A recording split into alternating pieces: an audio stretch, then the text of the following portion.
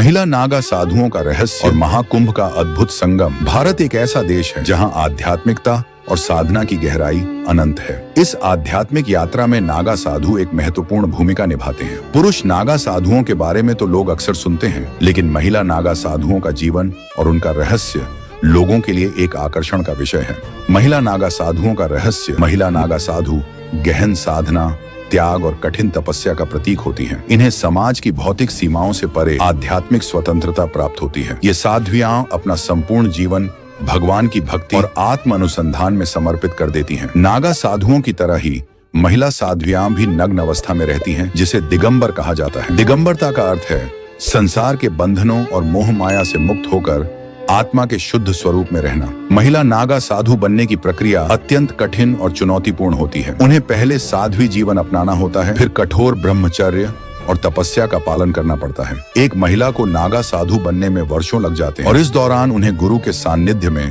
कठिन तपस्या और नियमों का पालन करना पड़ता है। दीक्षा प्राप्त करने के बाद वे अपनी सांसारिक पहचान को पूरी तरह त्याग देती हैं और समाज से एक दूरी बनाए रखती हैं। महाकुंभ और महिला नागा साधुओं की भूमिका।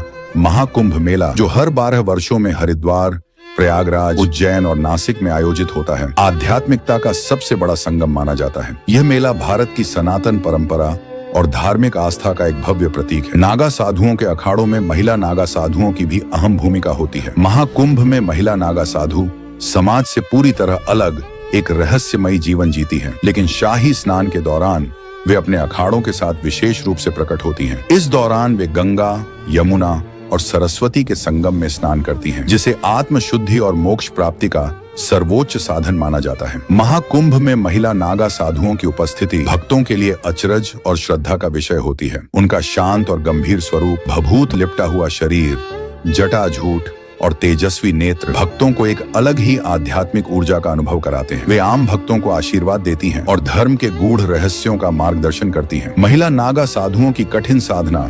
महिला नागा साधु कठोर तपस्या में लीन रहती हैं, जिनमें कई वर्षों तक हिमालय की गुफाओं में रहना, नग्न अवस्था में रहकर ध्यान करना और भिक्षा पर जीवन निर्वाह करना शामिल होता है। वे आत्म संयम, धैर्य और वैराग्य के आदर्श उदाहरण हैं। उनकी दिनचर्या में योग, ध्यान, हवन और जप शामिल होते हैं। महाकुंभ में आने वाली महिला नागा साधु अपनी आध्यात्मिक शक्ति और तपस्या की क्षमता का प्रदर्शन करती हैं। वे अपने अनुयायियों को सच्चे ज्ञान की ओर प्रेरित करती हैं और भौतिक संसार की असारता का बोध कराती हैं। निष्कर्ष, महिला नागा साधु अध्यात्म और आत्मज्ञान के मार्ग पर चलने वाली साध्वियां हैं, जो समाज से दूर रहकर भी आध्यात्मिक मार्गदर्शन प्रदान करती हैं। महाकुंभ जैसे भव्य आयोजन उनके त्याग, तपस्या और भक्ति के साक्षी बनते हैं। उनका रहस्य, त्याग और तपस्या हमें जीवन की वास्तविकता और आध्यात्मिकता की उच्चता का बोध कराता है।